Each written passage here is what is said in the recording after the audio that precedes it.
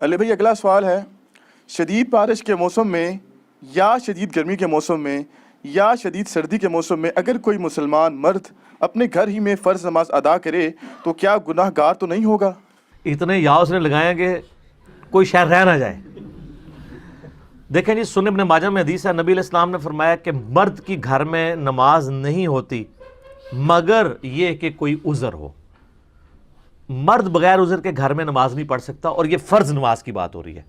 نفلی نماز کے بارے میں تو صحیح مسلم میں حدیث ہے کہ مرد کی فرض کے بعد سب سے افضل نماز وہ ہے جو اپنے گھر میں نفلی نماز ادا کرتا ہے۔ مسجد میں نفل یعنی سنت نماز پڑھنے کا کم ثواب ہے، گھر میں زیادہ ہے۔ اچھا، حتیٰ کہ بخاری مسلم دونوں میں حدیث ہے، نبی علیہ السلام نے فرمایا کہ جو لوگ مسجد میں جماعت سے نماز نہیں پڑھتے، میرا دل کرتا ہے میں اپنی جگہ کسی کو امام مقرر کروں اور ایسے لوگوں کے گھروں کو آگ لگا دوں جو مسجد میں آ کے نماز نہیں پڑھتے مرد، اگر مجھے بچوں اور عورتوں کا خیال نہ ہو، کیونکہ بچوں اور عورتوں کے اوپر مسجد میں جماعت کے ساتھ نماز پڑھنا واجب اور فرض نہیں ہے، ان کی وجہ سے میں یہ نہیں کرتا۔ حتیٰ کہ سنن نسائی میں ایک حدیث آتی ہے، سنن ابی داؤد کے اندر، نبی علیہ السلام نے فجر کی نماز کے وقت پوچھا فلاں کدھر ہے؟ یا رسول اللہ نہیں آیا، فلاں نہیں آیا۔ آپ کو اتنا جلال آیا، غصہ آیا، آپ نے فرمایا کہ مجھے اگر عورتوں اور بچوں کا خیال نہ ہوتا تو میں اپنی جگہ کسی کو امام مقرر کر کے ان لوگوں کے گھروں کو آگ لگا دیتا کہ مسجد میں آ کے نماز نہیں پڑھتے۔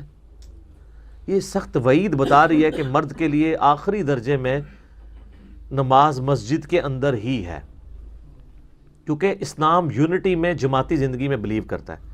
ابو داؤد میں حدیث ہے کہ جو بندہ جماعت سے الگ ہوتا ہے تو وہ اس بھیڑ کی مانند ہے جسے بھیڑیا یعنی شیطان اچک سکتا ہے۔ تو جس بستی میں 3 مسلمان بھی ہوں، اگر وہ جماعت قائم نہیں کریں گے تو شیطان انہیں اچک لے گا۔ یہ الفاظ ہیں ابو داؤد میں۔ البتہ ایک ایکسیپشن ہے، بخاری مسلم دونوں میں حدیث ہے، عبداللہ ابن عمر کہتے ہیں کہ نبی علیہ السلام سخت سردیوں کے موسم میں اور سخت بارش کے موسم میں ہمیں حکم دیا کرتے تھے کہ ہم فرض نماز بھی اپنے گھروں میں ہی پڑھ لیں، حتیٰ کہ آپ اذان میں یہ الفاظ ایڈ کروا لیتے تھے، صلو فی الرحال، گھروں ہی میں نماز پڑھ لو۔ ظاہر ہے اس زمانے میں پکی سڑکیں نہیں تھی، گلیاں نہیں تھی، اتنا کیچڑ جمع ہو جاتا تھا کہ مسجد میں پہنچتے پہنچتے بعض اوقات اگر گٹر کا پانی شامل ہو گیا ہے کوئی گندگی کا تو کپڑے ناپاک ہو جاتے تھے، اور کئی لوگ سلپ ہو جاتے تھے، سلپ ہو جائے، ٹانگ ٹوٹ جائے، کوئی مسئلہ۔ تو اسلام تو ظاہر ہے ایک نیچرل دین ہے، تو نبی علیہ السلام حکم دیتے تھے۔ حتیٰ کہ بخاری کے الفاظ ہیں کہ عبداللہ ابن عباس کہتے ہیں کہ جمعے کا دن تھا، مجھے بتائیں جمعے سے زیادہ تگڑی نماز ہے کوئی؟ سر کوئی فرض نماز بھی جمعے کا مقابلہ نہیں کرتی اپنی سٹرینتھ میں۔ عید کی تو نماز نفلی ہے اور سنت نماز ہے، اسلام میں نمبر 1 نماز جو ہے نا وہ جمعے کی ہے۔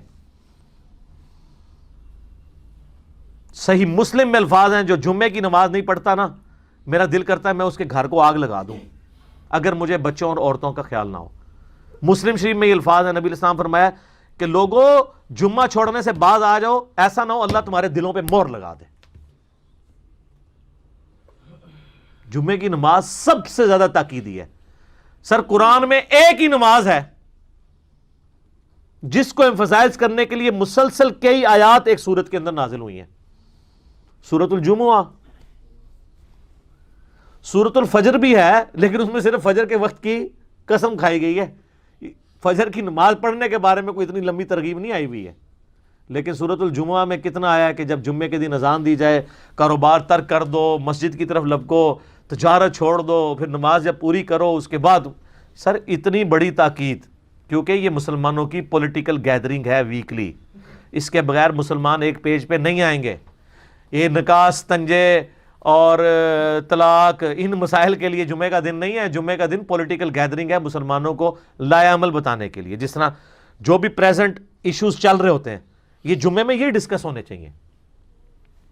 جمعہ اس لیے تو نہیں ہے کہ آپ نے وہاں پہ یہ بیان کرنا ہے کہ استنجے کے لیے کتنے ڈھیلے چاہیے، یہ تو آپ نے سیکھنا ہی سیکھنا ہے، جمعے کے لیے نہیں۔ جمعے والے دن تذکیر ہے، نصیحت ہے۔ مسلم شریف میں حدیث ہے نبی علیہ السلام جمعے والے دن قرآن سنایا کرتے تھے، اس سے نصیحت کیا کرتے تھے۔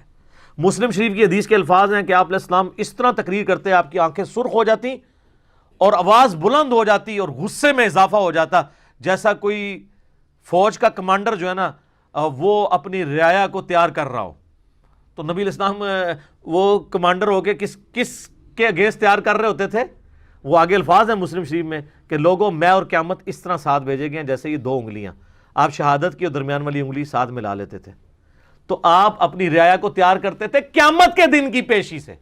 جیسے ایک فوجی جرنیل دشمن فوج سے لڑنے کے لیے تیار کرتا ہے تو آخرت کے دن اللہ کے حضور جو پیشی ہونی ہے اس کے لیے آپ تیاری کرواتے تھے.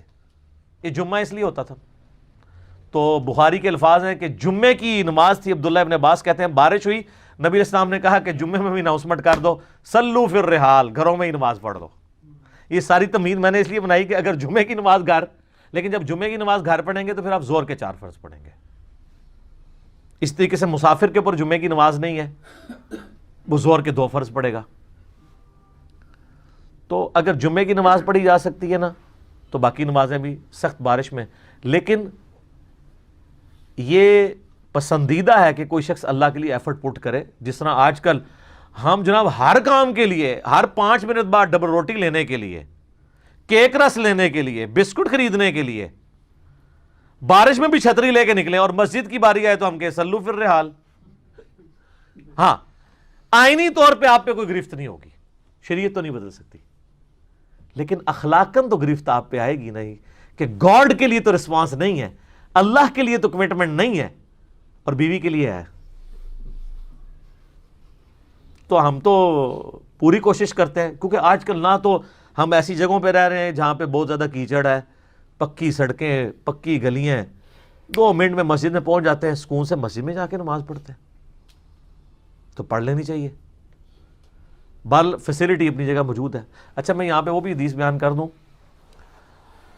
جو صحیح بخاری اور مسلم میں آتا ہے نا, کہ ایک نابینا صحابی نے حضور علیہ السلام سے پوچھا تھا, یا رسول اللہ نابینا ہوں, مسجد تک پہنچنے میں بڑا تردد ہے مجھے, اور مدینہ شریف میں حشرات الارض بھی بہت زیادہ ہیں, کیڑے مکوڑے بھی, مجھے خطرہ رہتا ہے کاٹ نہ جائے کوئی بچھو, کوئی سانپ. تو آپ علیہ السلام فرمایا ٹھیک ہے گھر میں پڑھ لیا کرو نماز. جب وہ جانے لگا نا, آپ نے پھر واپس بلایا, آپ فرمایا اذان کی آواز آتی ہے؟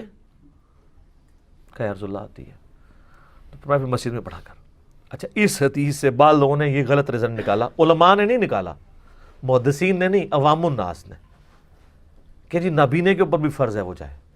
سر وہ نابینا وہ تھا جو یہی جواب تو سننے آیا تھا, وہ تو حضور کی وجہ سے خاموش ہو گیا. عبداللہ ابن ام مکتوم, سر یہ وہ نابینا ہے جس نے غزوہ بدر میں کہا تھا کہ مجھے لے جاؤ, کم از کم کافروں کے سامنے ایک بندہ تو زیادہ کھڑا ہوا نظر آئے گا. ایک نابینا بندہ لڑ سکتا ہے؟ وہ تو پہلے وار میں اس کو بچہ بھی آ کے مار دے. یہ ایسا کمٹمنٹ والا نابینا تھا ابن ام مکتوم, جس کو نبی علیہ السلام نے, ابو داؤد میں آتا ہے کہ امامت کے اوپر فائز کیا تھا. ہجرت مدینہ سے پہلے مدینہ شریف میں انصار مدینہ کی ساری ایکڈیمک ٹریننگ جس بندے نے کی ہے وہ یہی نابینا سے آبی ہے. تو یہ حضور علیہ السلام سے کوئی رخصت لینے نہیں آیا تھا, حضور علیہ السلام سے تصدیق کروانے آیا تھا کہ میں اتنی جو ایفرٹ پٹ کرتا ہوں مسجد میں آنے کی, تو حضور میری تعریف کر دیں گے اور مجھے تھپکی دیں گے کہ یار تو بڑا جڑا ہے, قائم نہیں. یہ اس چکر میں آئے تھے. آگے سے جب انہوں نے سوال کیا تو حضور نے کہا گھر بھی پڑھ سکتے ہو.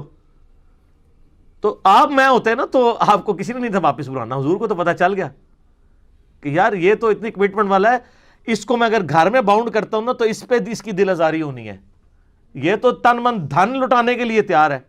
تو یہ عبداللہ ابن ام مکتوم کو حضور علیہ السلام نے کہا تھا, یہ جنرل نہیں ہے. جنرل وہی حکم ہے جیسے کہتے ہیں نا کہ وہ تقوی اور فتویٰ وہی رہے گا کہ آپ پڑھ سکتے ہیں گھر میں نماز. نابینا ہے کوئی, معذور ہے, قرآن میں آیا ہے کہ معذور کے لیے جہاد بھی نہیں ہے, اور نابینا ہونے سے بڑی کیا معذوری ہو سکتی ہے. تو یہ ساری چیزیں معاف ہیں.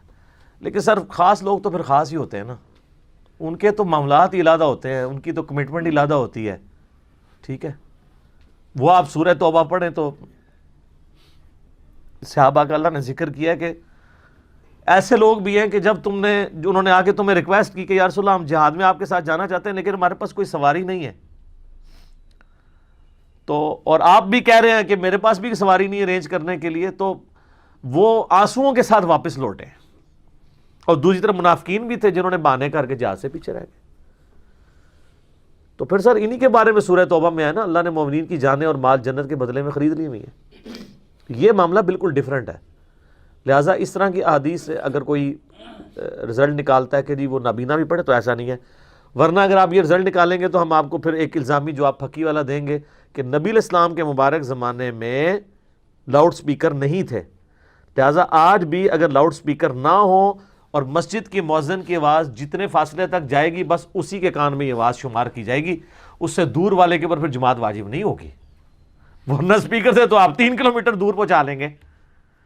ٹھیک ہے، تو جہاں جہاں آسانیاں اویلیبل ہیں آپ اس کو اویل کریں گے. اور ایک اور آسانی بھی ہے سر، بارش میں آپ نمازیں جمع کریں. صحیح مسلم میں اوپر تلے 10 احادیث ہیں انٹرنیشنل نمبر کے مطابق 1629 سے لے کے آن ورڈ کہ نبی علیہ السلام نے بغیر خوف کے، بغیر بارش کے، خوف کیا ہوتا تھا؟ سردی کا، گرمی کا، دشمن کا، اور میدان جنگ میں جو نماز پڑھی جاتی ہے اسے کیا کہا جاتا ہے؟ نماز خوف، جس کا سورۃ النساء میں ذکر ہے.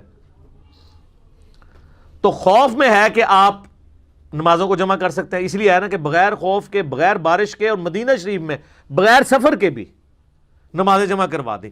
مطلب یہ ہے کہ وہ یہ کہنا چاہتے ہیں ابن عباس کہ ان تینوں میں تو تھا، خوف، بارش اور سفر، اس میں تو آپ نمازیں جمع کر سکتے ہیں. اس کے بغیر بھی نبی علیہ السلام نے ہمیں ظہر، عصر مدینہ شریف میں جمع کروائی اور پھر مغرب اور عشاء. تو تابعین نے پوچھا کہ اللہ کے نبی نے یہ عمل کیوں کیا تھا؟ تو ان کا اس لیے تاکہ امت کے لیے کوئی حرج باقی نہ رہے. حرج عربی میں کہتے ہیں تنگی کو، اور امت کے لیے آسانی ہو جائے، ایک فیسلٹی ہو جائے. تو عام حالت میں بھی آپ ایک مقیم بھی نمازوں کو جمع کر سکتا ہے، لیکن مقیم پھر 4 فرض پڑے گا، ظہر کے 4 عصر کے، مسافر 2 فرض پڑے گا، اور مغرب عشاء کے، مغرب کے 3 اور عشاء کے 2 مسافر، اور مقیم جو ہے وہ مغرب کے 3 اور عشاء کے 4. یہ بڑی فیسلٹی ہے. میرا یوٹیوب پہ ایک کلپ بھی ہے، نمازوں کو جمع کرنا حرام، اس سوالیہ نشان، اس میں نے اس کو ڈیٹیل سے بتایا. تو میں نیٹی گریٹی ساتھ اس لیے ایڈریس کر دیتا ہوں کہ یہ ساری چیزیں کو ریلیٹڈ ہوتی ہیں. لہٰذا اگر آپ کو بارش میں، خوف میں، اور خوف پاگل کتوں کا خوف بھی ہو سکتا ہے. کئی لوگ ہیں بیچارے فجر کے وقت نکلتے ہیں، کتا کاٹ گیا. اگر آپ کے محلے میں آوارہ کتے ہیں تو ظاہر ہے کہ اسلام تو نہیں آپ کو کہے گا کہ آپ جناب رسک لے لیں. البتہ اگر آپ کے ہاتھ میں ڈنڈا ہے اور آپ کی پریکٹس ہے کہ وہ آپ کتوں کو بھگا سکتے ہیں، پھر تو آپ ضرور نکلیں. ورنہ تو آپ کو پتہ ہے کتے کے اوپر میرا وہ جو ایک کلپ بھی آیا ہوا ہے، ریبیز جو ہوتے ہیں، یہ اس ویکسین اس کی جو ہوتی ہے اس کا اثر اسی وقت ہوتا ہے کہ جب آپ کے نروس سسٹم کے اوپر اٹیک نہ وہ وائرس کر دے، وہ جراثیم. ورنہ اس کا علاج کوئی نہیں ہے، یہ لا علاج ہے آج کے دور میں بھی. علاج صرف اس کا ہوتا ہے کہ کاٹنے کے بعد کچھ عرصے کے اندر اندر آپ وہ لگوا لیں تاکہ وہ اس کے نروس سسٹم تک نہ پہنچے جراثیم. پہنچ گئے تو آپ مارے گئے.